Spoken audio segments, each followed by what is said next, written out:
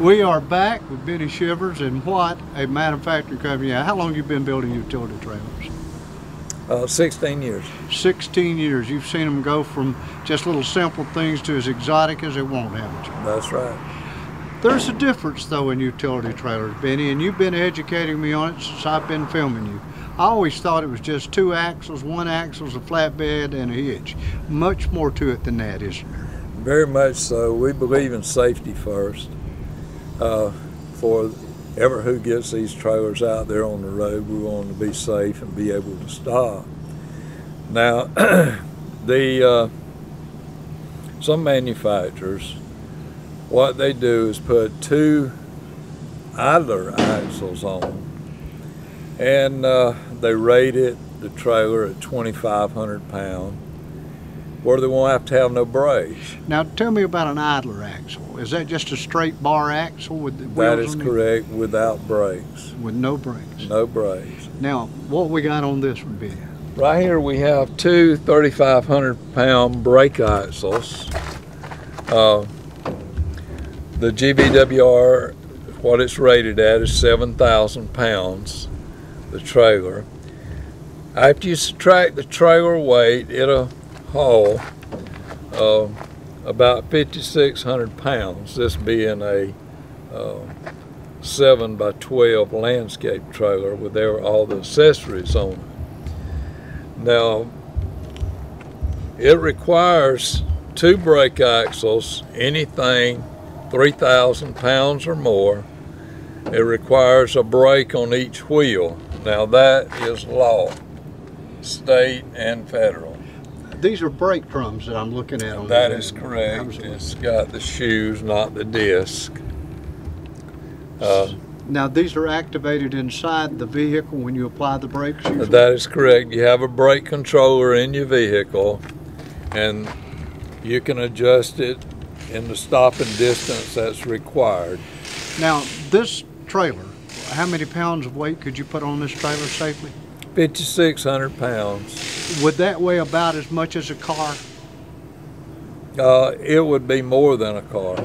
So if you didn't have brakes on the back of this and you got in an emergency situation where you had to hit the brakes quick, would that trailer with no brakes, would that push that car down the road? It'd push it through an intersection, causing more or less people to get hurt or damage property. And when they have the 2,500 pounds on the rating, the carrying capacity, then the consumer here is one responsible, not the manufacturer or dealer. Most people would want to abide by the laws, but some manufacturers don't. Well, today we want to educate people on what to look for. Now, the non-brake axle will not have the drum on it, will it? That is correct. Or a disc. Or a disc. Or a disc. And if you want to make sure you got brakes, folks, just take and look behind the tire at this axle, and you'll see the brake drum. And Ben, if you would touch the brake drum so they know. The brake drum. That's it right there. Now, Benny, would a trailer with brakes on it, would it be less likely to jackknife than a trailer without brakes? Yeah, well, we need to go to the front of the trailer, and I'll tell you why. It won't jackknife if brakes is applied to it, because it's more or less regulated when you touch the brakes of the truck or the vehicle that's pulling it, that it go both at the same times with the setting of the brake controller. Now, let's go to the front. Yeah.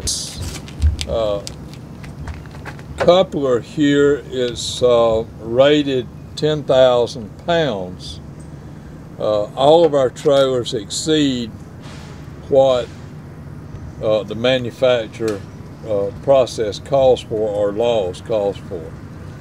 Now, up here, if this trailer should come loose from the safety chains here, then you have a breakaway switch.